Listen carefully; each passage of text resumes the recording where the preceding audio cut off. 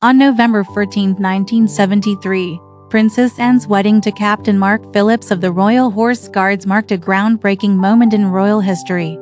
This was the first royal wedding to be broadcast live on television, and it was aired in color. Over 500 million people worldwide tuned into the 8-hour BBC broadcast, which included the solemn ceremony at Westminster Abbey.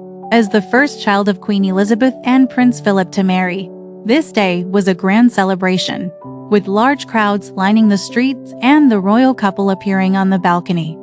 This wedding set a standard for future royal ceremonies. Princess Anne first met Captain Phillips at a horse riding event in Mexico City in 1968.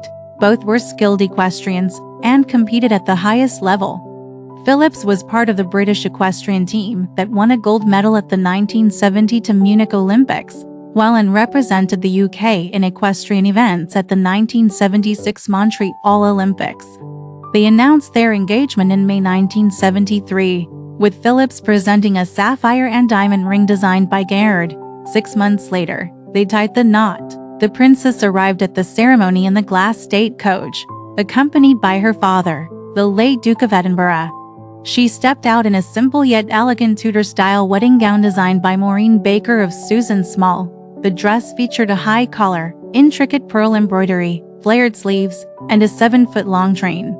The design was thought to be inspired by Queen Elizabeth I rather than her own mother, Queen Elizabeth II. Princess Anne's hair was styled in an elegant updo, and she wore the Queen Mary fringe tiara, which had been a wedding gift to Queen Mary from Queen Victoria, and also carried a sprig of myrtle in her bouquet, a royal tradition dating back to the 1850s, symbolizing love, fertility, and innocence.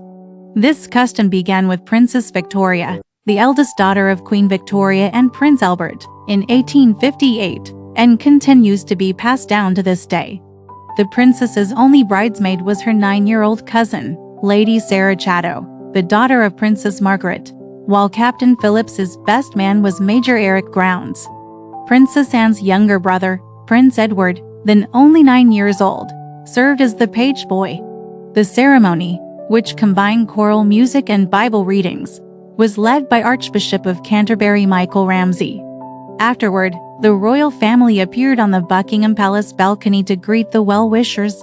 The day was declared a national holiday. In keeping with royal tradition, Princess Anne's wedding ring was made of Welsh gold, a custom dating back to 1923. The Welsh gold was first used for the wedding ring of Queen Elizabeth, later the Queen Mother, when she married the Duke of York, later King George VI. Princess Anne's ring, like those of her mother, Princess Margaret, and Princess Diana, was crafted from the same block of gold. The wedding breakfast at Buckingham Palace was unconventional, featuring lobster, pheasant, and mint ice cream, followed by a towering fruit cake soaked in brandy.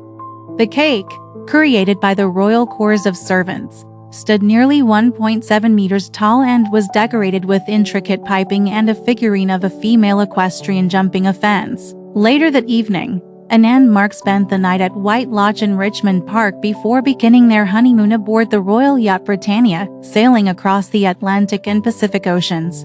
Rumors suggest that Queen Elizabeth offered to grant Captain Phillips a title on their wedding day, but he declined.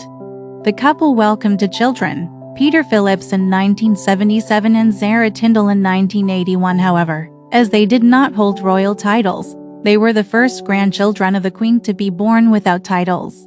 Princess Anne and Captain Phillips were married for 19 years before divorcing in 1992 after a period of separation.